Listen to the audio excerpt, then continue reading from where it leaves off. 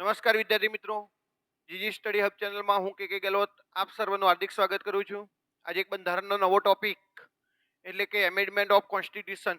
ભારતીય બંધારણમાં જેટલા પણ સુધારા થયા છે ને, તો આજે અગત્યના સુધારા જોવાના છે.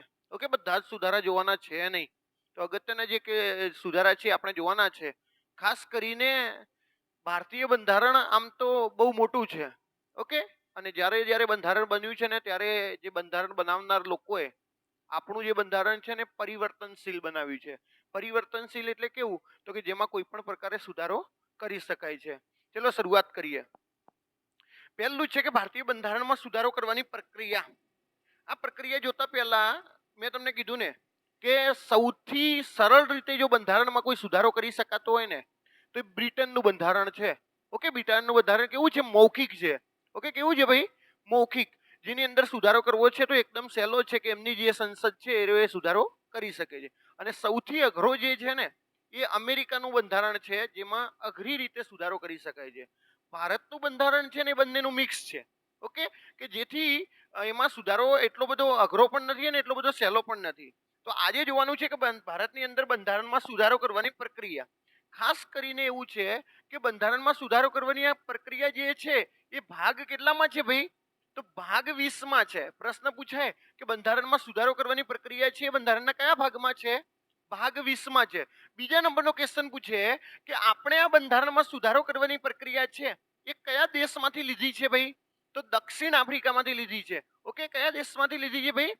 દક્ષિણ આફ્રિકાના દેશમાંથી આપણે આવી પ્રક્રિયા લીધી છે જેથી બંધારણમાં સુધારો કરી શકાય. ત્રીજો પ્રશ્ન એવો છે, જો આ અગત્યના ક્વેશ્ચન કહું છું કે જે આપણા માટે અગત્યના છે. ઓકે, ત્રીજો તમને ક્વેશ્ચન એમ પૂછે છે કે બંધારણમાં સુધારો કરવા માટે બંધારણની કઈ કલમ છે? તો કલમ નંબર છે 368. ઓકે, તો આ તમારે યાદ રાખી લેવાની છે. કલમ 368 મુજબ બંધારણમાં સુધારો કરી શકાય છે. તો આ તો થઈ છે 3 પ્રોસેસ કે જે આ આપણા અગત્યના ક્વેશ્ચન કે ભાગ 20માં છે, દક્ષિણ આફ્રિકાના બંધારણમાંથી લીધું છે કે બંધારણમાં સુધારો કરી શકાય છે, અને કલમ નંબર છે 368 મુજબ બંધારણમાં સુધારો કરી શકાય છે. ઓકે, તો બંધારણમાં સુધારો કરવાની 3 પ્રક્રિયા છે. ઓકે, કે ભાઈ કેવી રીતે બંધારણમાં સુધારો કરી શકાય છે? તો એક તો છે સાદી બહુમતીથી. ઓકે, સાદી બહુમતીથી આ તમારે ત્રણે ત્રણ આપણે આજે સમજવાના છે. સાદી બહુમતી છે, એક વિશેષ બહુમતી છે, વિશેષ બહુમતી છે, અને ત્રીજી છે વિશેષ બહુમતી. વિશેષ બહુમતી પ્લસ 50% અને પ્લસ એક રાજ્ય. ઓકે, 50% કરતા વધુ રાજ્ય અને વિશેષ બહુમતીથી. તો બંધારણમાં સુધારો 3 પ્રકારે કરી શકાય છે. ઓકે, કઈ કઈ રીત છે ભાઈ? તો પહેલી છે સાદી બહુમતી છે, બીજી છે વિશેષ બહુમતી છે, અને ત્રીજી છે વિશેષ બહુમતી પ્લસ 50% પ્લસ એક રાજ્ય. ઓકે, તો અહીંયા જુઓ, આ પ્રોસેસ આપણે સમજીએ અહીંયાથી કે બંધારણમાં કલમ 368 મુજબ સુધારો કરી શકાય છે. હવે એક અગત્યનો પોઈન્ટ હું તમને કહી દઉં છું કે સાદી બહુમતી છે ને, સાદી બહુમતી એની ઘણી એવી વિશેષતા છે કે જે તમે કલમ 368 મુજબ સુધારો ન ગણી શકાય. ઓકે, મેં તમને જ્યારે અનુસૂચિ ચલાવી ને ત્યારે મેં તમને કીધું હતું કલમ 2. ઓકે, અહીંયા ધ્યાન રાખજો, એ ફરીથી હું યાદ કરાવી દઉં. કલમ 2 અને કલમ 3 એટલે કે કોઈ રાજ્યને પ્રવેશ કરવો છે અંદર, અથવા તો એક જ આપણા દેશમાં કોઈ એક રાજ્યમાંથી 2 રાજ્ય બનાવવા છે. ઓકે, તો એ બંધારણીય સુધારો ગણાશે, પણ કલમ 368 મુજબ ગણાશે નહીં. ઓકે, એટલે કે કલમ 368 મુજબ સુધારો નહીં ગણાય. આમ બંધારણમાં સુધારો કર્યો ગણાશે, પરંતુ કલમ 368 મુજબ સુધારો ગણાશે નહીં. ઓકે, તો જુઓ, વિશેષ બહુમતી આપણને એમ કહેશે વિશેષ બહુમતી એટલે શું છે? તો જુઓ, દરેક વિદ્યાર્થી ધ્યાન રાખજો કે હાજર જે કુલ સંખ્યા છે, ઓકે, કુલ સંખ્યા છે એના 50% પ્લસ 1. ઓકે, કુલ સંખ્યાના 50% પ્લસ 1 અને અને હાજર સંખ્યાના 2/3 બહુમતી. આ તમને પરીક્ષામાં પ્રશ્ન પૂછાય કે વિશેષ બહુમતી એટલે કેવી બહુમતી? તો કે જે કુલ સંખ્યા છે ને એના 50% પ્લસ 1 અને હાજર સંખ્યાના 2/3. હું તમને ઉદાહરણ લઈને સમજાવું. હાલમાં આપણે સંસદમાં કેટલી સીટો છે ભાઈ? 545 છે, એટલે કે 543 છે. ઓકે, તો આને આપણે વિશેષ બહુમતીમાં કન્વર્ટ કરવી હોય તો શું કરી શકાય? તો 243 છે એના 50% પ્લસ 1 એટલે કેટલી થશે? 27 દુ 54, 273. ઓકે, આપણે તાની કરીએ ને 50%, તો 272 થાય, અને એક ઉમેરી એટલે કુલ કેટલી થશે? 273. જેટલી હોવી જોઈએ અને અને 500, ધારો કે અહીંયા 543 છે, એમાંથી હાજર રહ્યા છે 300 જણા. ઓકે, દરેક વિદ્યાર્થી ધ્યાન રાખજો, અહીંયાથી 300 જણા હાજર રહ્યા છે. ઓકે, એક કામ કરીએ, અહીંયા 400 જણા હું હાજર રાખીને તમને એક પોઈન્ટ અહીંયાથી મારે તમને બતાવવો છે. ઓકે, કે વિશેષ બહુમતી કોને કહેવાય? તો આ બધાને ખ્યાલ આવી ગયો ભાઈ, 50% પ્લસ 1 અને 400 છે એના 2/3.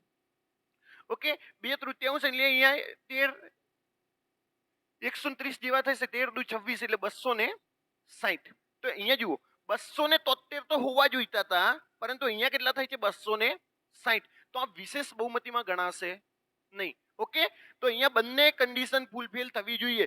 273 થવા જોઈએ અને વિશેષ બહુમતીમાં 273 કરતા વધારે હોવા જોઈએ. ઓકે, તો અહીંયા ધારો કે આપણે 500 લઈએ છીએ, તો અહીંયા 15 તરી 45 એટલે 16 તરી 16 દુ 32 એટલે 320 આજુબાજુ થશે. જુઓ, અહીંયા 273 છે, અહીંયા 320 છે, તો આને આપણે કહેવાશે વિશેષ બહુમતી. ઓકે, તો વિશેષ બહુમતી તમારે એટલું યાદ રાખવાનું છે કે 50% પ્લસ એક સંખ્યા હોવી જોઈએ અને શું હોવી જોઈએ? હાજર. ધારો કે સંખ્યા છે 543 માંથી 500 હાજર છે, તો જેને 2/3 છે એટલે કે 320 આજુબાજુ થાય છે, તો આ બંને કન્ડિશન ફૂલફિલ થાય છે, તો આપણે શું કહીએ છીએ? વિશેષ બહુમતી. બીજો એક ક્વેશ્ચન એવો છે કે સાહેબ વિશેષ બહુમતીથી કેવા પ્રકારે ફેરફાર કરી શકાય? જો મૂળભૂત અધિકારમાં ફેરફાર કરવાનો હોય ને, તો એને વિશેષ બહુમતીથી ફેરફાર કરવો પડશે. ઓકે, બીજું, રાજનીતિના માર્ગદર્શક સિદ્ધાંતોમાં જો કોઈ ફેરફાર કરવાનો હોય તો એ કેવા પ્રકારે કરવો પડશે ભાઈ? વિશેષ બહુમતીથી કરવું પડશે. એટલે પરીક્ષામાં પ્રશ્ન પૂછાય કે મૂળભૂત અધિકારમાં ફેરફાર કરવાનો હોય તો બંધારણના કયા સુધારા મુજબ કરી શકાશે? તો વિશેષ બહુમતી મુજબ કરી શકાશે. ઓકે, બીજું જુઓ, વિશેષ બહુમતી તો જોઈએ જ અને 50% પ્લસ એક રાજ્યની સામાન્ય બહુમતી પણ જોઈએ. ઓકે, 50% પ્લસ એક સામાન્ય બહુમતી જોઈએ. હમણાં આપણે જીએસટી નો કાયદો લાવ્યો. Okay, goods and service tax. તો જીએસટી નો કાયદો છે ને, એ કેન્દ્ર સરકાર અને રાજ્ય સરકાર બંનેને લાગુ પડે છે. ઓકે, તો આ જીએસટી ના કાયદા માટે વિશેષ બહુમતીની તો જરૂર છે જ. ઓકે, વિશેષ બહુમતીની તો જરૂર છે, પરંતુ સાથે સાથે શાની જરૂર છે ભાઈ? 50% પ્લસ એક રાજ્યની સામાન્ય બહુમતી. ઓકે, ધારો કે આપણા 28 રાજ્ય છે, તો અહીંયાથી તમારે 15 રાજ્યની સામાન્ય બહુમતી. સામાન્ય બહુમતી એટલે શું? તો કે કુલ રાજ્ય છે એના 50% પ્લસ 1. હવે હું તમને છે ને આગળ સામાન્ય બહુમતી આવે છે સમજાવું કે રાષ્ટ્રપતિની ચૂંટણી અને તેની રીતમાં ફેરફાર કરવાનો હોય ને, તો આવીની જરૂર પડશે. આ પ્રશ્ન પૂછાઈ ગયો પરીક્ષામાં. ઓકે, તમારે ધ્યાન રાખવાનું કે રાષ્ટ્રપતિની ચૂંટણીમાં જો કોઈ પણ પ્રકારનો ફેરફાર કરવો છે અથવા તો એની રીતમાં કોઈ પણ પ્રકારનો ફેરફાર કરવો છે, તો શાની જરૂર પડશે ભાઈ?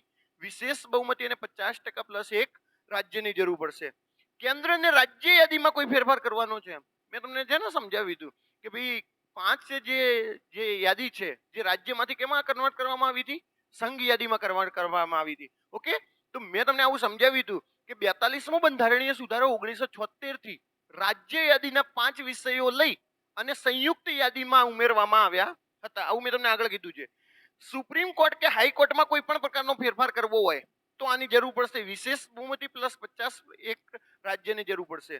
અને સંસદના રાજ્યની સીટોમાં કોઈ પણ પ્રકારનો ફેરફાર કરવો છે, ઓકે, સંસદમાં અથવા તો રાજ્યની કોઈ સીટોમાં ફેરફાર કરવો છે, તો પણ શાની જરૂર પડશે ભાઈ? વિશેષ બહુમતી 50% પ્લસ એક રાજ્યની સામાન્ય બહુમતી.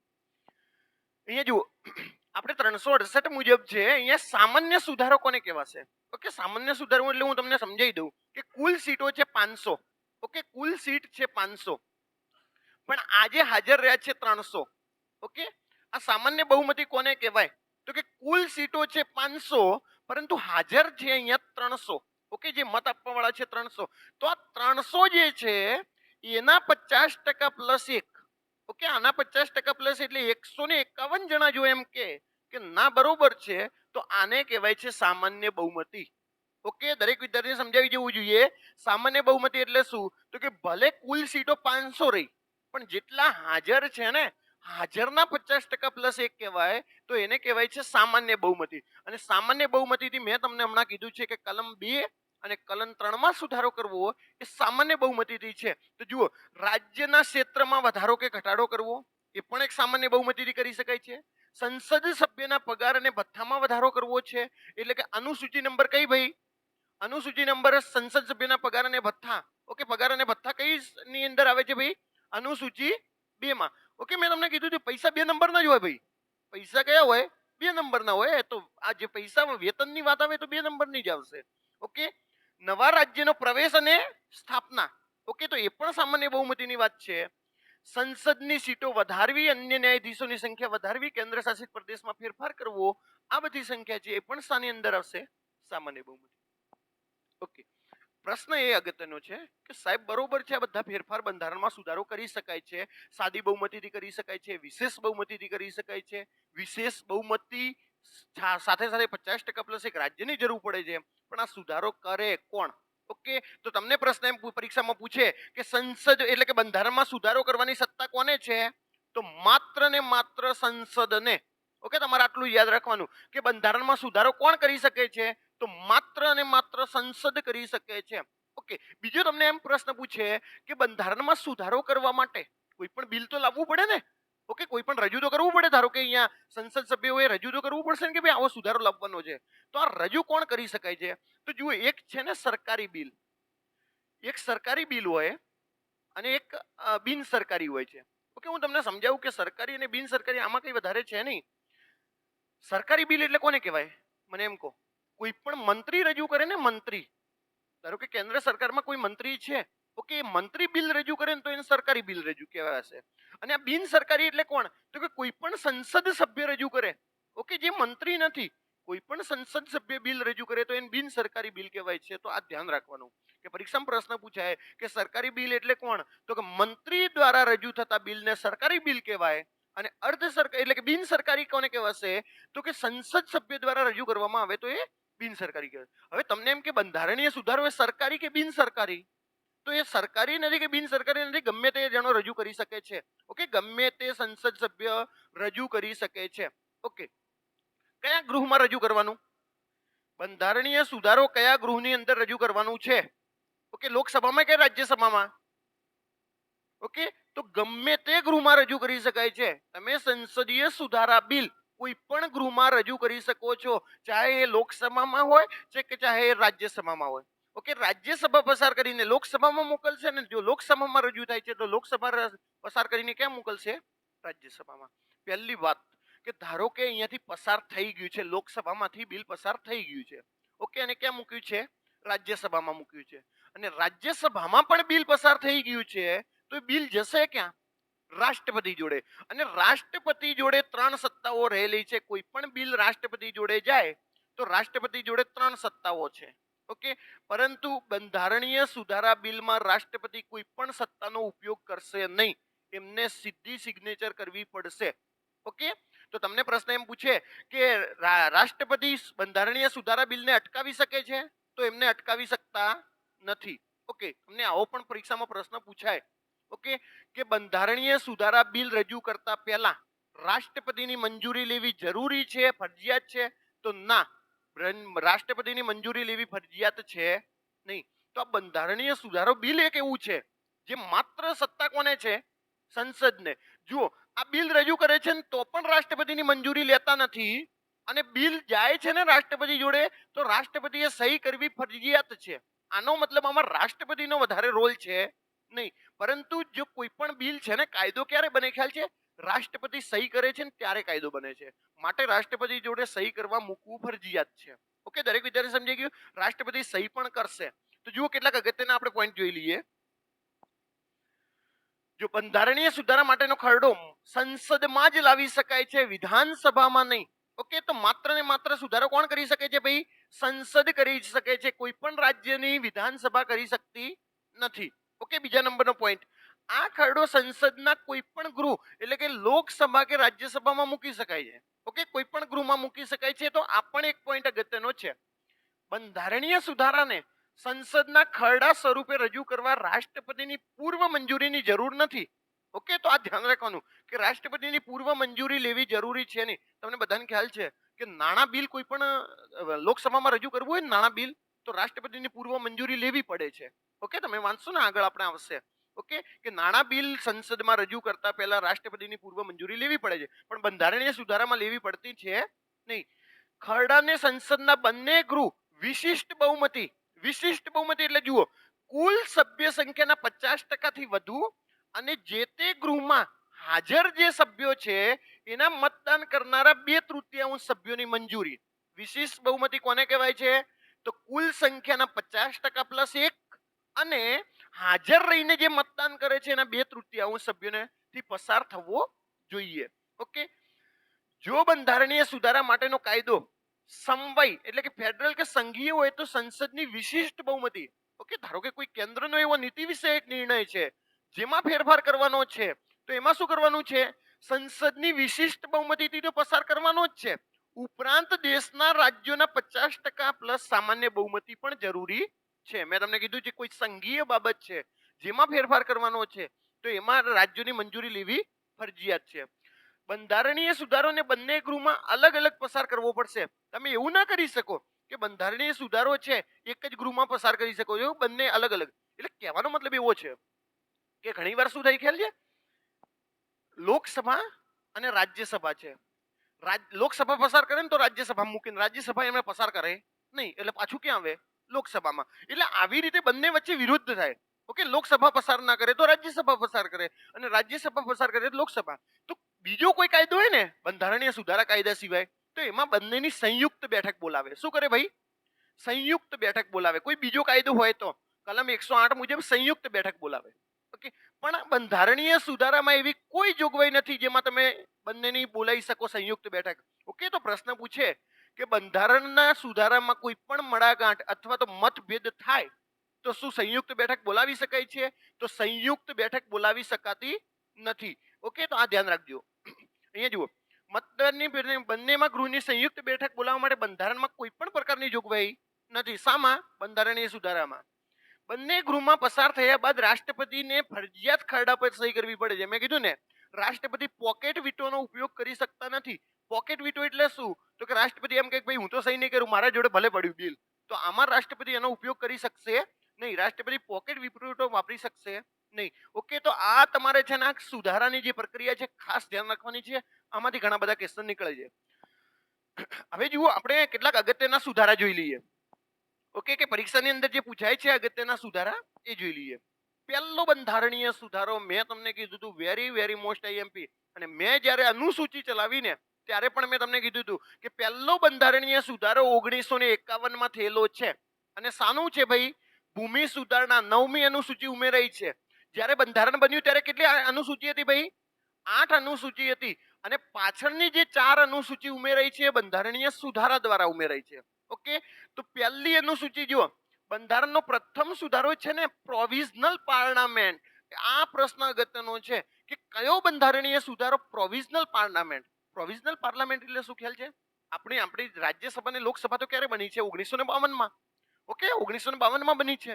એટલે કે ચૂંટણીઓ 1952 માં થઈ છે. આ સુધારો તો 1951 માં થયો છે. આનો મતલબ પ્રોવિઝનલ પાર્લામેન્ટનો મતલબ એવો છે કે જેને બંધારણ બનાવ્યું છે ને બંધારણ સભા, એ જ લોકોએ બંધારણ સભાને આ પહેલો સુધારો કરેલો છે. ઓકે, અને શું છે ભાઈ પહેલો સુધારો? રાજ્યમાં જો ત્યારે રાજ્યસભા નહોતી, માત્ર ને માત્ર ત્યાં લોકસભા એટલે કે પ્રોવિઝનલ પાર્લામેન્ટ એટલે કાર્યકારી જે પાર્લામેન્ટ હતી, સંસદ હતી એ હતી. ઓકે, 9મી અનુસૂચિ જમીન સુધારણા અધિનિયમ ઉમેરવામાં આવી. અગત્યનું ઇમ્પોર્ટન્ટ ક્વેશ્ચન, અનુચ્છેદ કઈ કલમમાં ભાઈ? 31A અને અનુચ્છેદ 31B. 9મી અનુસૂચિ ઉમેરવામાં આવી. પ્રશ્ન આખા ગામને ખબર છે કે 9મી અનુસૂચિ છે ને પહેલા બંધારણીય સુધારા દ્વારા ઉમેરવામાં આવી છે. પ્રશ્ન પરીક્ષામાં પૂછાશે કઈ કલમ ઉમેરાઈ છે? તો 31A અને 31B. ઓકે, બીજું જુઓ, અહીંયાથી ન્યાયાલયમાં આ એક બીજો અગત્યનો પોઈન્ટ કરવામાં આવ્યો છે કે 9મી અનુસૂચિમાં કોઈ પણ પ્રકારનો ફેરફાર કરાશે ને એને તમે કોર્ટમાં પડકારી શકો નહીં. ઓકે, આનો ઘણા બધા એટલે ખાસ કરીને આપણા વડાપ્રધાન ઇન્દિરા ગાંધી આનો બહુ મિસયુઝ કર્યો. ઓકે, કે કોઈ પણ કાયદો બનાવે ને તો એને 9મી અનુસૂચિમાં મૂકી દે. 9મી અનુસૂચિમાં મૂકવું આનો મતલબ શું? કોઈ પણ વ્યક્તિ એને કોર્ટમાં પડકારી શકે નહીં. ઓકે, તો તમારે ધ્યાન રાખવાનું છે કે 9મી અનુસૂચિ પાછળથી આવો સુધારો થયો. મેં તમને કીધું હતું કે ભાઈ કેશવાનંદ ભારતી કેસની અંદર એવો ચુકાદો આપવામાં આવ્યો કે ભાઈ કોઈ પણ જે છે એને ન્યાયિક સમીક્ષા એટલે કરી શકાય છે, એટલે કે એને કોર્ટમાં પડકારી શકાય છે. આવું પાછળથી થયું.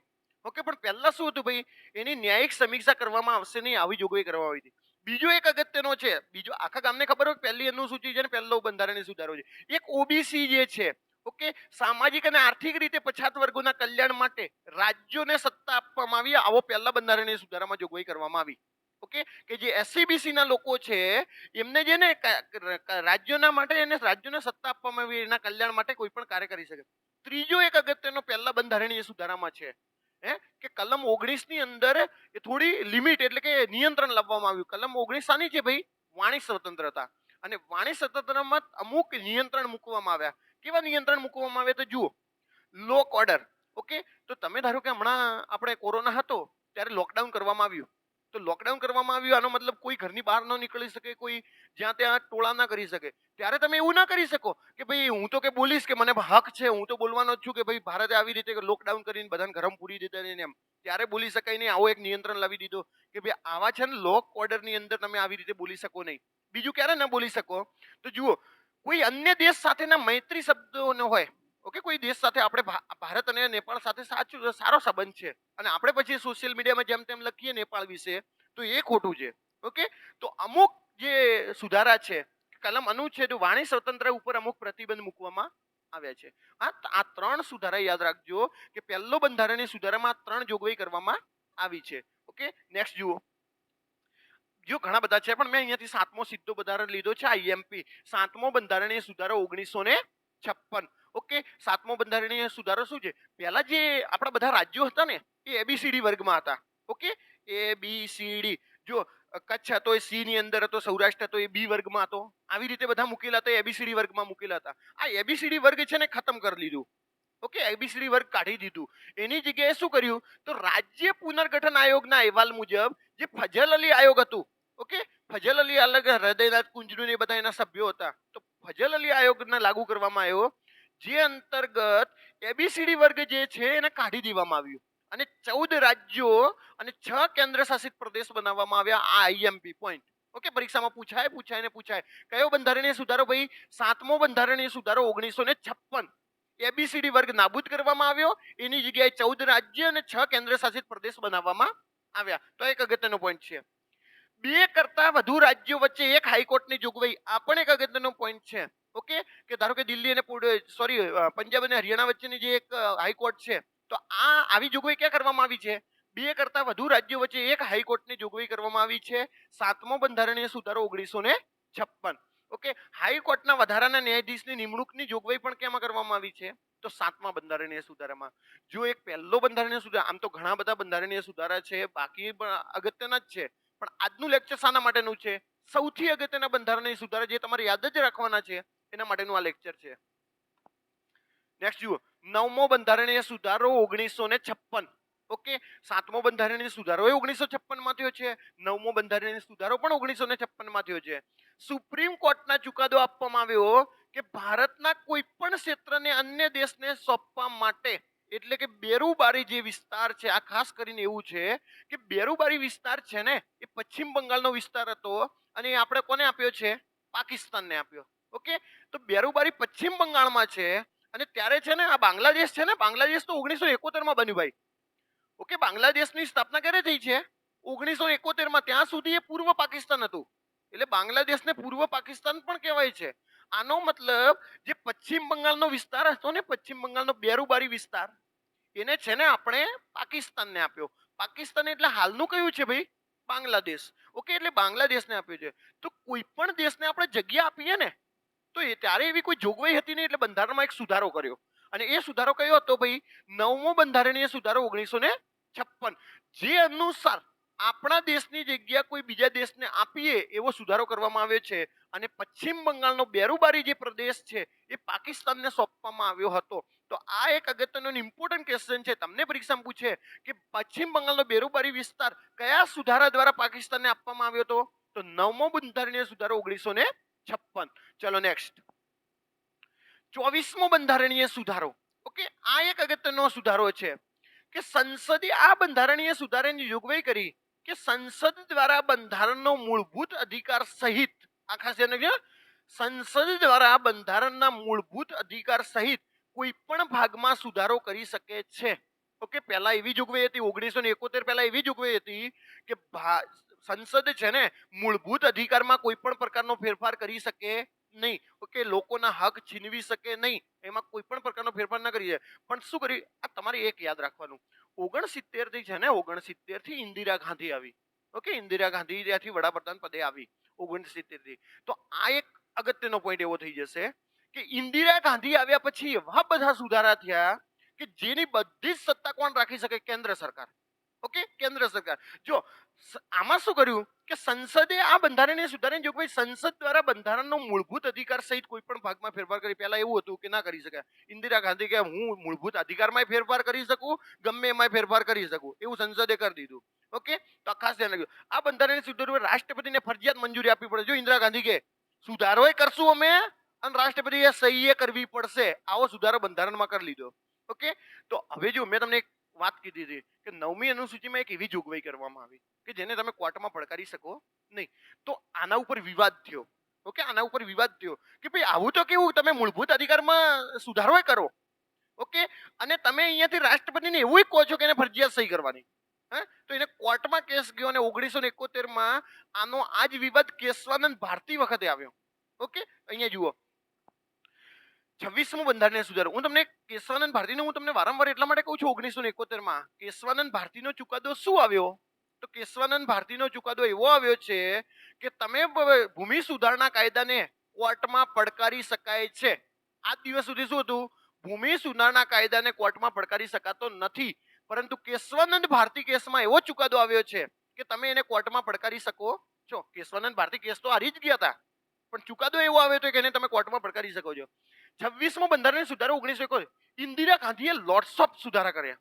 ઓકે, ઇન્દિરા ગાંધી સુધારા સૌથી વધુ, તમને પરીક્ષા પ્રશ્ન પૂછે કે સૌથી વધુ સુધારા કરનાર વડાપ્રધાન કોણ? ઇન્દિરા ગાંધી. ઓકે, એને એમ લાગ્યું કે આ ખોટું, તો સીધો સુધારો. એને એમ લાગ્યું કે આ રાજ્ય નથી માનતો, સીધો સુધારો. ઓકે, બંધારણમાં સુધારો કરે એટલે કોઈ કશું કરી શકે નહીં. તો જો 71માં સુધારો કર્યો. પહેલા તો બધા સરદાર પટેલે બધા રજવાડા એકત્ર કર્યા કે ભાઈ તમે બધા અમારા ભારત સાથે જોડાવ. એટલે અમુક રજવાડા એવા હોય ને, અમે તમારી સાથે જોડાઈએ પણ અમારું શું? ઓકે, અમે આટલું બધું અમારું રાજપાટ તમને આપી દઈએ સરકારને, પણ અમારું શું? એટલે ત્યારે સાલિયાણા નક્કી કર્યા. સાલિયાણા એટલે દેશી ભાષામાં પેન્શન નક્કી કર્યું રાજાઓને, કે રાજાઓને જેટલો ભાગ હોય એટલો ભાગ આપવાનો. ઇન્દિરા ગાંધીએ 26મો બંધારણીય સુધારો લાવ્યો. ભૂતપૂર્વ રજાડા સરકાર દ્વારા સાલિયાણા પ્રથા બંધ કરી દીધી. કોઈ કશું જ નહીં, કારણ કે ખબર પડી 1971 સુધી રાજા તો મરી જ ગયા હોય, હવે આમના છોકરા રહ્યા હોય. એટલે ઇન્દિરા ગાંધી કે હવે કોઈ સાલિયાણા બાલિયાણા નહીં, તમારે રહેવો જ રહ્યો ભારતમાં. તો આવી કઈ જોગવાઈ કરવામાં આવી ભાઈ? 26મો બંધારણીય સુધારો 1971. રાજાઓના બધા સાલિયાણા બંધ કરી દેવામાં આવ્યા. ઇન્દિરા ગાંધીએ આવો સુધારો કર્યો. 36મો બંધારણીય સુધારો 1975. વેરી ઇમ્પોર્ટન્ટ ક્વેશ્ચન છે. ઓકે, સિક્કિમને રાજ્યનો પૂર્ણ દરજ્જો આપવામાં આવ્યો. 35મો સુધારો કર્યો ને, 35મો સુધારો મેં અહીંયા નથી લીધો. 35મા સુધારાથી સિક્કિમને ભારતનું આંશિક રાજ્ય બનાવવામાં આવ્યું. ઓકે, અને 36મો બંધારણીય સુધારો એવો કર્યો કે સિક્કિમને આપણો રાજ્યનો પૂર્ણ રાજ્યનો દરજ્જો આપવામાં આવ્યો. ઓકે, તો આ એક અગત્યનો છે. 36 સિક્કિમ યાદ રાખી લેજો 1975. આ સુધારો એટલે મિની બંધારણ. તમારે ગોખવું હોય ગોખી દેવું પડે, જે કરવું પડે તે કરવું. અને કર્યો કોણે? ઇન્દિરા ગાંધી. હું તમને આ 42મો બંધારણીય સુધારો અને 44મો બંધારણીય સુધારો ભૂલવાનો જ નહીં. 42મો બંધારણીય સુધારો કર્યો ઇન્દિરા ગાંધી અને 44મો કર્યો મોરારજી દેસાઈ. ઇન્દિરા ગાંધી, મોરારજી દેસાઈ હોય કે અટલ બિહારી વાજપેયી હોય કે જેપી નારાયણ હોય, જયપ્રકાશ નારાયણ, બધા જેલમાં પૂરી દીધા. ઇન્દિરા ગાંધી આજ બધા દોઢા થાય છે ને, આ બધા જેલમાં ઇન્દિરા ગાંધીએ પૂરી લીધા. ઓકે, ઇન્દિરા ગાંધી સચોટ એટલે તો આર્યન લેડી કહેવાય છે. ઇન્દિરા ગાંધી જેવા ડિસિઝન કોઈ ન લખી શકે. 1971માં સીધે સીધું યુદ્ધ કરીને બાંગ્લાદેશને આખું અલગ દેશ કરી દીધો. ઓકે, પૂર્વ પાકિસ્તાન હતું તો યુદ્ધ કરી પાકિસ્તાન સાથે 1971માં અને બાંગ્લાદેશને આખું એક અલગ દેશ ઘોષિત કરી દીધો. આવું ઇન્દિરા ગાંધી જ કરી શકે. હા, તો એટલે ઇન્દિરા ગાંધી આર્યન લેડી છે. પણ ઇન્દિરા ગાંધી પછી એમ થયું ને કે મારા ઉપર કઈ કોઈ પણ વ્યક્તિનો ઈગો હર્ટ થાય ને ત્યારે ગમે તે કરવા મંડી પડે. ઇન્દિરા ગાંધીને ખબર પડી કે હવે 1975માં આપણી તો હવે સત્તા રહેવાની નથી, તો ઇન્દિરા ગાંધી ધડાધડ કેટલાય બધા સુધારા કર્યા. આ બધા સુધારા કયા છે ભાઈ? 42મા બંધારણ. તમારે અહીંયા 42મો બંધારણીય સુધારા યાદ રાખતો ને ત્યારે ઇન્દિરા ગાંધીને મગજમાં રાખવાની જ કે આવું ઇન્દિરા ગાંધી જ કરી શકે. જુઓ અહીંયા ભારતીય બંધારણનો બહુ મોટો હોવાથી એને લઘુ બંધારણ કહેવાય છે. મિની બંધારણ એટલે 42મો બંધારણીય સુધારો 1976. આમુખમાં તમને પરીક્ષામાં પ્રશ્ન પૂછે કે ભારતના આમુખમાં સૌ પ્રથમ સુધારો ક્યારે થયો? 1976માં. કોઈએ પહેલો નહીં લખી દેવાનો 1951માં. આમુખમાં સૌ પ્રથમ સુધારો ક્યારે થયો? 1976માં 42મો બંધારણીય સુધારો. આમુખની અંદર સમાજવાદી, ધર્મનિરપેક્ષતા અને અખંડિતતા જેવા શબ્દો ઉમેરાયા. આ ત્રણે ત્રણ ગોખી લેવાના. સમાજવાદી, ધર્મનિરપેક્ષતા અને અખંડિતતા જેવા શબ્દો આમુખમાં ઉમેરાયા છે. આવું 42માં બંધારણને સુધારે છે. મૂળભૂત અધિકારો, આપણા જે અધિકાર છે ને એના કરતા રાજનીતિના માર્ગદર્શક સિદ્ધાંતોને વધારે મહત્વ આપવામાં આવ્યું. રાજનીતિના માર્ગદર્શક સિદ્ધાંતોને મૂળભૂત અધિકાર એટલે શું હું તમને કહું. ઓકે, કે મૂળભૂત અધિકાર, મારો મૂળભૂત અધિકારનું હનન થાય ને તો હું કોર્ટમાં જઈ શકું, પરંતુ રાજનીતિના માર્ગદર્શક સિદ્ધાંતોનું હનન થાય ને તો આપણે એમાં કોર્ટમાં જઈ શકતા નથી. ઓકે, કેવી રીતે હું તમને કહું કે ધારો કે હું અહીંયા રહું છું ને મારા ઘરે જે પાણી આવે છે ને ગંદુ પાણી આવે છે, તો એ મને શુદ્ધ પાણી પીવાનો અધિકાર છે, મારો અધિકાર છે. તો એના વિરુદ્ધમાં હું સરકારની સામે કોર્ટમાં જઉં કે મારે જે ઘરે પાણી મને આપે છે ને સરકાર એ ગંદુ પાણી છે, તો એના વિરુદ્ધમાં જઉં. પણ પછી હું એમ ના કહી શકું હું જ્યાં રહું છું ને ત્યાં તો બગીચો બનાવ્યો નહીં, મારે હરવા ફરવાનો નહીં અધિકાર, તો એવું ના કહી શકું. એ રાજનીતિના માર્ગદર્શક સિદ્ધાંતો છે. ઓકે, કે તમને સુવિધા આપી, બગીચો બનાવો, હિંચકો બનાવો, આ બધી સુવિધા. તો ઇન્દિરા ગાંધી શું કર્યું, આ મારા બેટા અધિકાર ઉપર વધારે કૂદે છે ને એના કરતા રાજનીતિના માર્ગદર્શક સિદ્ધાંતોને વધારે મહત્વ આપ્યું. આવું ઇન્દિરા ગાંધીએ કર્યું. મૂળભૂત ફરજો, ઓકે, ઇન્દિરા ગાંધીએ એવું વિચાર્યું કે સાલા તમારા અધિકાર ભોગવવા છે, તમારે રાષ્ટ્રપતિની કોઈ તો ફરજો નહીં. તમે જ્યાં ત્યાં થૂકી લો છો, મહિલાઓનું અપમાન કરો છો, આવી તમારી ફરજ ના હોવી જોઈએ કે મહિલાઓનું સન્માન કરવું, જ્યાં ત્યાં થૂકવું નહીં. ઇન્દિરા ગાંધીએ જો શું કર્યું, મૂળભૂત ફરજો ઉમેરી લીધી. સરદાર સ્વર્ણસિંહ સમિતિની ભલામણ, આ પ્રશ્ન કેટલી વાર પરીક્ષામાં પૂછાયો કે મૂળભૂત ફરજો કયા સમિતિની ભલામણના આધારે ઉમેરવામાં આવે છે? સરદાર સ્વર્ણસિંહ સમિતિની ભલામણ આધારે. ભાગ 4A, ભાગ 4A મૂળ બંધારણમાં હતો નહીં. Okay, 4A ઉમેરાયો. આપણે પેલી ચોપડી ખોલીએ ને આપણી, જે કોઈ પણ પહેલા ધોરણની, બીજા ધોરણની, ત્રીજા ધોરણની, એટલે સીધી આવે મૂળભૂત ફરજો. અને હાલમાં કુલ કેટલી મૂળભૂત ફરજો છે ભાઈ? હાલમાં કુલ કેટલી મૂળભૂત ફરજો છે? 11. જ્યારે બન્યું ને ત્યારે 10 હતી. ઓકે, જ્યારે બન્યું ત્યારે 10 હતી, પછી 11 કરી. તો ખાસ ધ્યાન રાખજો. ઓકે, 4A અને 51A, અહીંયા ધ્યાન રાખજો. 51A, આ જો કલમ છે 51A અને ભાગ છે 4A, એમાં મૂળભૂત ફરજો ઉમેરવામાં આવી. ઓકે, 86મો બંધારણીય જે સુધારો છે એનાથી 6 અને 14 વર્ષના બાળકોને મફત અને ફરજિયાત શિક્ષણનો જે મૂળભૂત ફરજ છે એ ઉમેરવામાં આવી હતી. અહીંયા ધ્યાન રાખો. બંધારણીય સુધારાની ન્યાયિક સમીક્ષા થઈ શકશે નહીં. જો ઇન્દિરા ગાંધી કે હું બંધારણમાં સુધારો કર્યો ને એની કોઈ ન્યાયિક સમીક્ષા નહીં, એટલે તમે કોર્ટમાં જઈ શકો નહીં. આ 42માં બંધારણીય સુધારાથી જ થયું. ઇન્દિરા ગાંધી જે ચાલુ હું કંઈક સુધારો કર્યો ને ફટ દઈને ઉપડે છે કોર્ટમાં, એટલે સીધો બંધારણીય સુધારો જ એવો કરી દીધો કે બંધારણીય સુધારાની ન્યાયિક સમીક્ષા થઈ શકશે નહીં. ઓકે, તમારે તો આવું જ વિચારવાનું કે ઇન્દિરા ગાંધી જ આવું કરી શકે. કોઈ રાજ્યમાં રાષ્ટ્રપતિ શાસન, કોઈ રાજ્ય છે એમાં રાષ્ટ્રપતિ શાસન છે ને 6 મહિનાથી વધારીને 1 વર્ષ કરી દીધું. અરે ગુજરાતમાં જ એવું હતું કે રાષ્ટ્રપતિ શાસન આ વળી શું 6 મહિના રાષ્ટ્રપતિ ફરીથી, તમને ખ્યાલ છે ને રાષ્ટ્રપતિ શાસન લાગે ને તો 6 મહિને ફરીથી સંસદની મંજૂરી લેવી પડે. ઇન્દિરા ગાંધી કે એવું કંઈ નહીં, સીધો 6 મહિનાથી વધારીને કેટલા વર્ષ કરી દીધું? 1 વર્ષ સુધી રાષ્ટ્રપતિ શાસન રહેશે, બીજી કોઈ મગજમારી નહીં. ઓકે, ઇન્દિરા ગાંધી કે આ વળી શું 6 મહિને પાછું વળી લેવાનું, સીધું 1 વર્ષ. રાજ્ય યાદીના 5 વિષય હતા ને, રાજ્ય યાદીના એને ઉપાડ લીધા ઇન્દિરા ગાંધી કે આ વળી શું આ રાજ્ય આખો દાડો કાયદો બનાવ કરે, એને સીધે કની અંદર ઉમેરી દીધા, સંવર્તી યાદીમાં મૂકી દીધા. ઓકે, કયા કયા છે ભાઈ? શિક્ષણ, વન, વન્યજીવ અને પક્ષીઓનું સંરક્ષણ, માપતોલ અને SC એટલે કે સુપ્રીમ કોર્ટ અને હાઈકોર્ટના તમામ અદાલતો બનાવવાની જોગવાઈ. ઇન્દિરા ગાંધી એક મગજમાં ફિક્સ રાખશે કે મારા કરતા સુપ્રીમ કોર્ટ આગળ હોવી જોઈએ નહીં, એટલે કે સરકાર કરતા કોર્ટ આગળ નહીં, એટલે એ દાબમાં રાખવાની કોશિશ કરતી. ઓકે, તમારે એટલું ધ્યાન રાખવાનું કે હાઈકોર્ટને દાબમાં એટલે કે સુપ્રીમ કોર્ટને દાબમાં રાખવાનું કામ ઇન્દિરા ગાંધી કરતી. કારણ કે ઇન્દિરા ગાંધીને એમ કે મારા વિરુદ્ધમાં કોઈ સરકારમાં જાય તો હાઈકોર્ટ એમ મને ના દડાવી જોઈએ કે ભાઈ તમે આમ કર્યું છે ને આમ કર્યું છે, મારા કરતા હાઈકોર્ટ નીચી હોવી જોઈએ. ઓકે, તો આ જુઓ લોકસભા અને વિધાનસભાનો કાર્યકાળ. ઇન્દિરા ગાંધીને 1975માં ખબર પડી ગઈ અને ઇમરજન્સી લગાડી.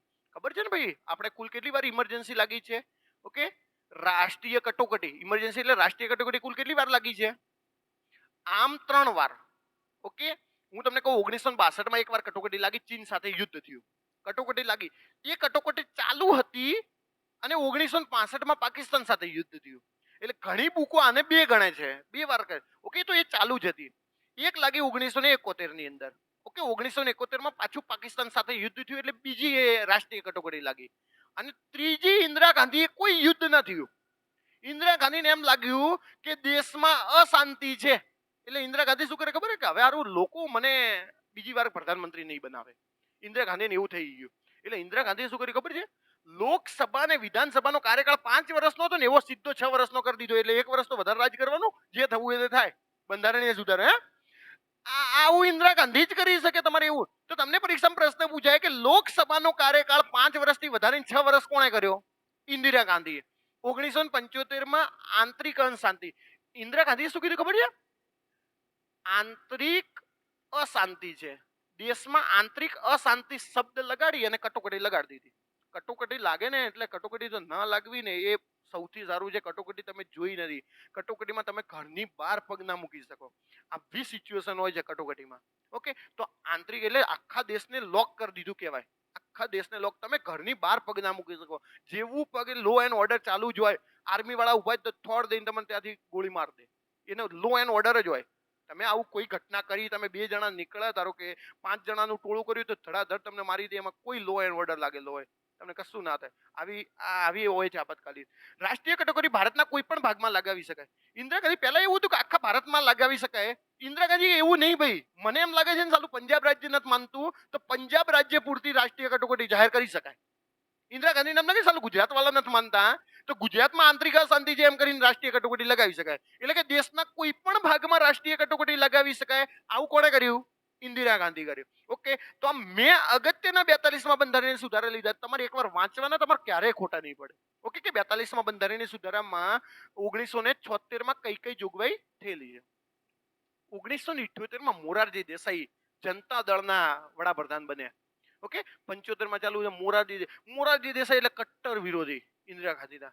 મોરારજી દેસાઈ તો જોઈને બેઠા હતા, આ ઇન્દિરા ગાંધી કરે છે શું? આવા ખોટા દેશને રવાડે ચડાવ્યો છે. 5 વર્ષનું 6 વર્ષ, 6 વર્ષનું 5 વર્ષ. એટલે મોરારજી દેસાઈ સીધો 44મો બંધારણીય સુધારો 1978માં લઈને આવ્યા. ઓકે, 78માં બન્યા વડાપ્રધાન બન્યા મોરારજી દેસાઈ, અને 44મો બંધારણીય સુધારો લાવ્યો. અને 44મો બંધારણીય સુધારો લાવ્યો ને, તો એમણે શું કર્યું ખ્યાલ છે? કે જે મિલકતનો અધિકાર છે ને, મિલકતનો અધિકાર, એને કાનૂની અધિકાર બનાવ્યો. આ પરીક્ષામાં 1000 વાર પ્રશ્ન પૂછાયો છે. ઓકે, કે મિલકતના અધિકારને કાનૂની અધિકાર બનાવવામાં આવ્યો.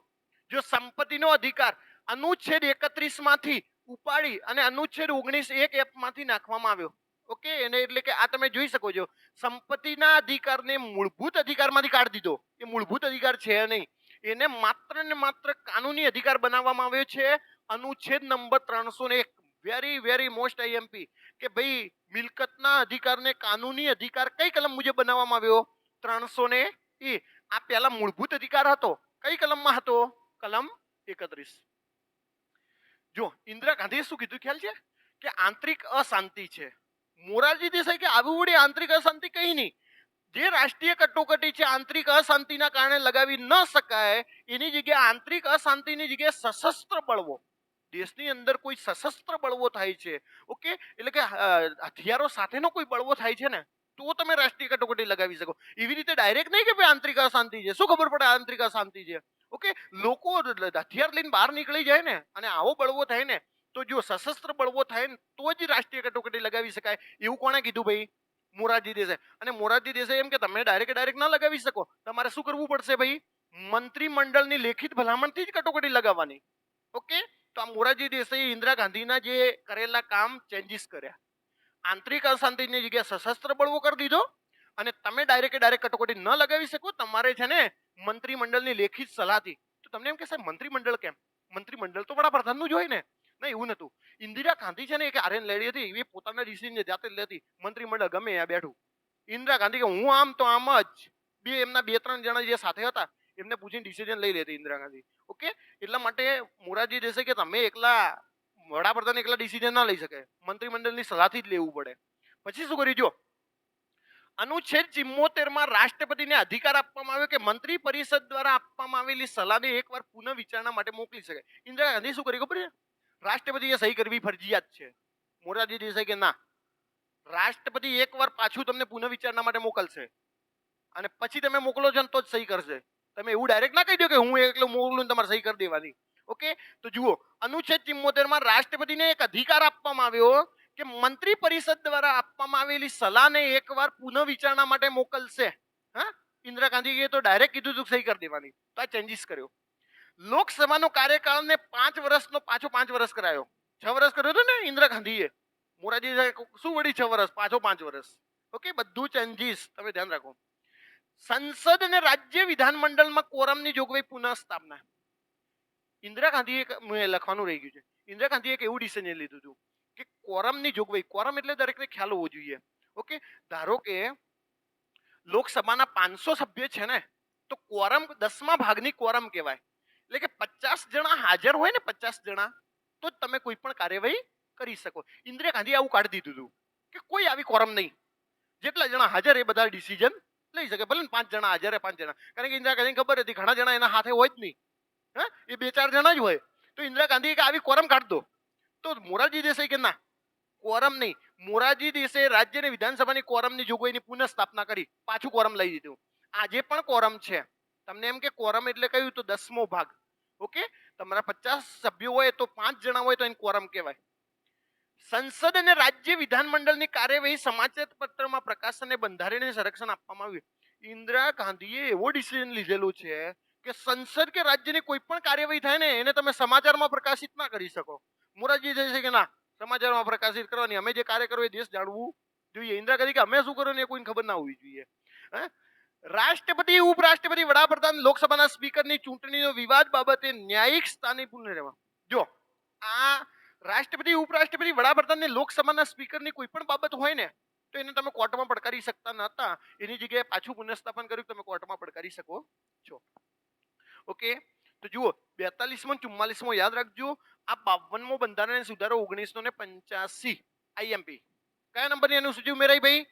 10મા નંબરની અનુસૂચિ ઉમેરાઈ. અને 10મી અનુસૂચિ છે શું? પક્ષ પલટો. ઓકે, મેં તમને જમીનની વાત કરી હતી ને કે 2 જણના 2 દીકરાના જમીનમાં ભાગ પડ્યા, પછી પેલા વાતો કરતા હતા સાંભળી ગયા, પછી પેલો સવારમાં પક્ષ પલટો કર્યો. આ પક્ષ પલટો એ છે ઉમેર, જે અંતર્ગત સંસદ સભ્યને કે વિધાનસભાના સભ્યને રાજનૈતિક પક્ષ બદલવા પર પ્રતિબંધ. દેશી ભાષામાં સમજાવી દઉં, હું બીજેપી માંથી ચૂંટાયો છું અને હું આવતીકાલે કોંગ્રેસમાં જોડાવું છું, તો એ પક્ષ પલટા વિરોધી કાયદો થયો છે. ઓકે, અને મારી એ માન્યતા રદ થશે. ઓકે, તો આ કયા કાયદાથી છે ભાઈ? 52મો બંધારણીય સુધારો 1985. 61મો બંધારણીય સુધારો 1989. Very very most IMP. Okay, IMP question કે 61મો બંધારણીય સુધારો 1989 રાજીવ ગાંધીના સમયમાં. ઓકે, રાજીવ ગાંધીના સમયમાં મતદાન કરવાની ઉંમર છે ને 21 વર્ષથી ઘટાડીને કેટલા વર્ષ કરવામાં આવી છે? 18 વર્ષ. પહેલા 21 વર્ષે મતદાન કરી શકતા હતા, એ ઘટાડીને 18 વર્ષ કયા બંધારણીય સુધારાથી કરવામાં આવી છે? 61મો બંધારણીય સુધારો 1989. 69મો બંધારણીય સુધારો આઈએમપી પોઈન્ટ. 69મો બંધારણીય સુધારો છે 1991માં. દિલ્હી છે ને, દિલ્હીને સ્પેસિફિક દરજ્જો આપવામાં આવ્યો. કયો ભાઈ દરજ્જો આપવામાં આવ્યો છે? કેન્દ્ર પરથી દિલ્હીને વિશિષ્ટ દરજ્જો આપવામાં, એટલે રાષ્ટ્રીય રાજધાની પ્રદેશ, એનસીઆર કહેવાય છે, NCR. Okay, national capital region, એટલે કે રાષ્ટ્રીય રાજધાની પ્રદેશ જાહેર કરવામાં આવ્યું છે, જેની અંદર 70 સભ્યવાળી તો વિધાનસભા બનાવવામાં આવી અને 7 સદસ્ય મંત્રી પદ. દિલ્હી અને પુડુચેરી જ એવા છે, દિલ્હી અને પુડુચેરી જ કેન્દ્ર શાસિત પ્રદેશ એવા છે જેમાં વિધાનસભા છે. ઓકે, બાકીના જે કેન્દ્ર શાસિત પ્રદેશ છે એમાં વિધાનસભા છે નહીં. તો આ ધ્યાન રાખજો, 70 સભ્યવાળી વિધાનસભા અને 7 સદસ્ય મંત્રી પરિષદની જોગવાઈ કરવામાં આવી. આ તો મેં તમને કીધું છે, આ તો તમારે ગોખી દેવાના છે, આઈએમપી જ છે. પંચાયતની પરીક્ષા છે. 73મો બંધારણીય સુધારો 1992, જેમાંથી 11મી અનુસૂચિ ઉમેરવામાં આવી.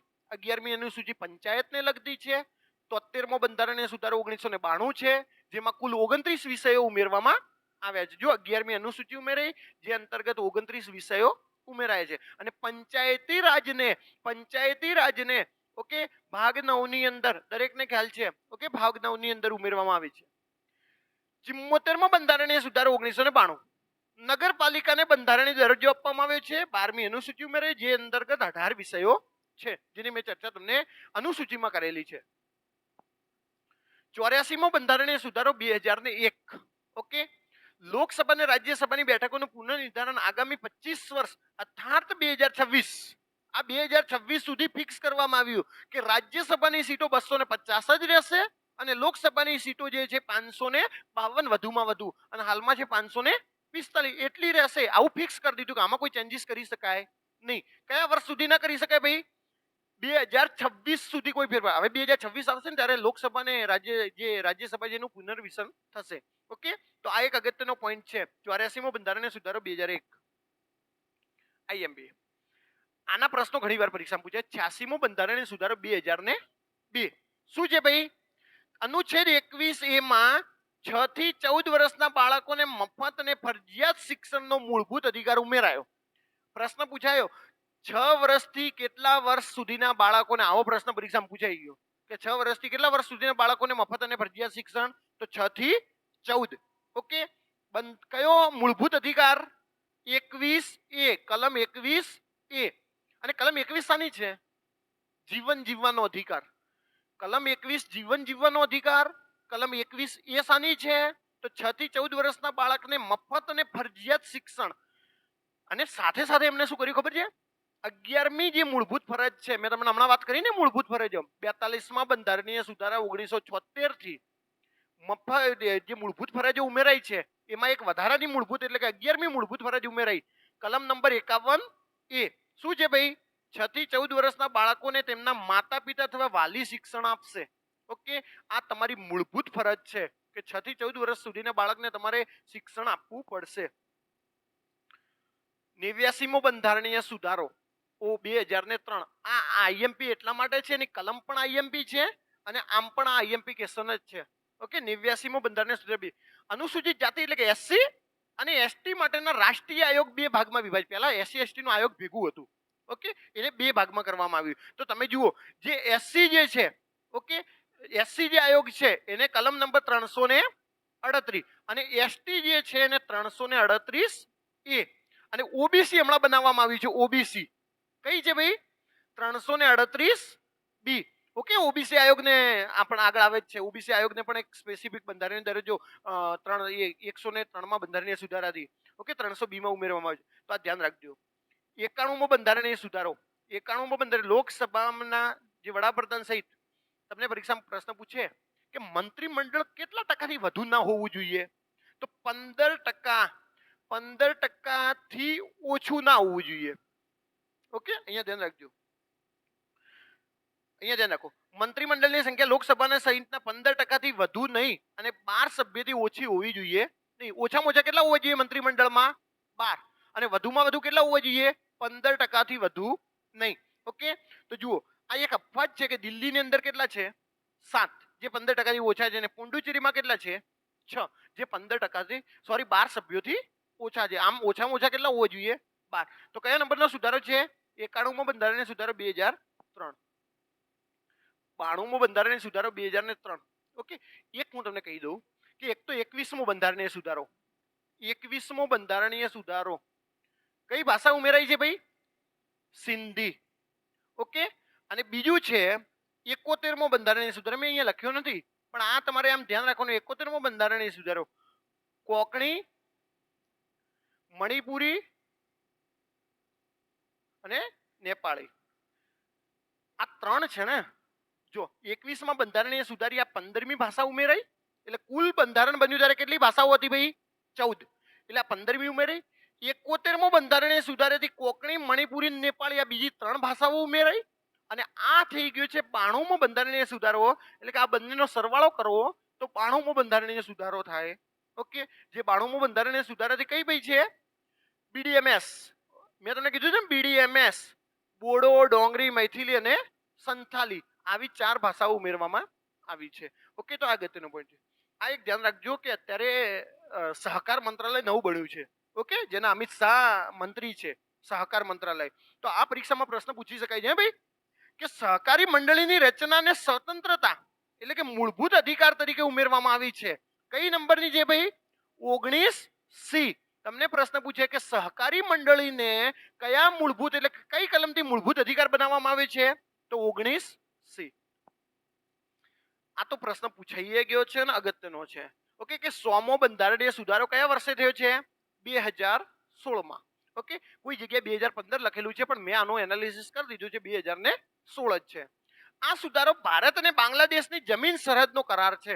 ઓકે, પહેલા એવું હતું કે ભારત અને બાંગ્લાદેશની જે જમીન હતી તો અડધા ભાગ છે ને બાંગ્લાદેશના ભારતમાં હતા અને ભારતના છે ને બાંગ્લાદેશમાં હતા. આવું હતું. અડધા ગામ છે ને જે બોર્ડર લાઈન છે ને, બોર્ડર લાઈન, ત્યાં અડધા ગામ છે ને બાંગ્લાદેશના ભારતમાં હતા અને ભારતના બાંગ્લાદેશમાં હતા. એટલે ભારતે એક બંધારણીય સુધારો કર્યો. કયો નંબરનો?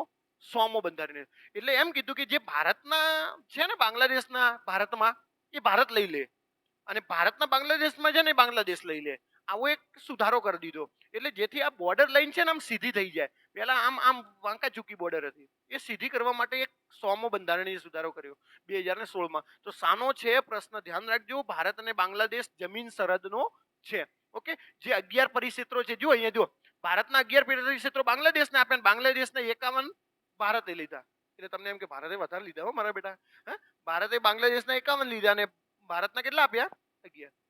101મો બંધારણીય સુધારો 2000. પછીના બધા આઈએમપી છે તમારે, એટલું સમજવાનું. ઓકે, 101મો શું છે ભાઈ? 122મો બંધારણીય સુધારો ખરડો. બંધારણીય સુધારો ને 122મા નંબરનો બંધારણીય સુધારા ખરડો. અને રાષ્ટ્રપતિની મંજૂરી મળતા 101મો બંધારણીય સુધારો બન્યો. સાનો છે ભાઈ? GST, goods and service tax. કઈ બહુમતીથી થયો હશે ભાઈ? વિશેષ બહુમતી પ્લસ 50% પ્લસ 1 રાજ્ય. જીએસટી જો પ્રશ્ન પૂછે કે બંધારણના કયા કલમમાં ઉમેરાયું છે જીએસટી, તો 216 એમાં ઉમેરાયું છે. આઈએમપી છે. હા ભાઈ, ધ્યાન રાખજો. રાજ્ય વિધાનમંડળને જીએસટી સંબંધી કાયદો બનાવવાની સત્તા આપવામાં આવી. રાજ્યને પણ આપવામાં આવી છે. અમલ ક્યારે થયો? તમને પ્રશ્ન પરીક્ષામાં પૂછે જીએસટી નો અમલ કયા વર્ષથી, એટલે કઈ તારીખથી થયો છે? તો 1 જુલાઈ 2017. ઓકે, રાષ્ટ્રપતિના આદેશથી જીએસટી કાઉન્સિલની સ્થાપના કરવામાં આવી છે. જીએસટી કાઉન્સિલની સ્થાપના થઈ છે. જીએસટી કાઉન્સિલના અધ્યક્ષ કોણ છે? નાણામંત્રી. હા, પ્રશ્ન પૂછે. 5 વર્ષના સમયગાળામાં જીએસટી રજૂઆતના કારણે આવકની ખોટ રાજ્યોને વળતર. જ્યારે જીએસટી શું છે ખ્યાલ છે? કેન્દ્ર સરકાર વધારે લે છે ટેક્સ અને રાજ્ય સરકાર ઓછું લે છે. તો રાજ્ય સરકારને ખોટ તો પડવાની જ છે, ટેક્સ આવે એની. તો સરકારે એક એવી જોગવાઈ કરી કે 5 વર્ષના સમયગાળા સુધી છે ને જે રાજ્યને ખોટ પડશે ને આવકની, એને આપણે કેન્દ્ર સરકાર ભરપાઈ કરી આપશે. આવી એક જોગવાઈ કરવામાં આવી. 102મો બંધારણીય સુધારો મેં તમને વાત કરી ને. કયું ભાઈ? ઓબીસી આયોગ બન્યું. 102મો બંધારણીય સુધારો 2018 ઓબીસી આયોગ બન્યું. એટલે કે એનસીબીસી, જો national commission four backward classes. Okay, દરજ્જો આપવામાં આવ્યો છે. કયા નંબરને ઉમેરાય છે ભાઈ? 338 બી. મેં હમણાં વાત કરીને 338 સાની છે? એસસી. ઓકે, અનુસૂચિત જાતિ. 338 એ અનુસૂચિત જનજાતિ એટલે કે એસટી. અને 338 બી સાની છે ભાઈ?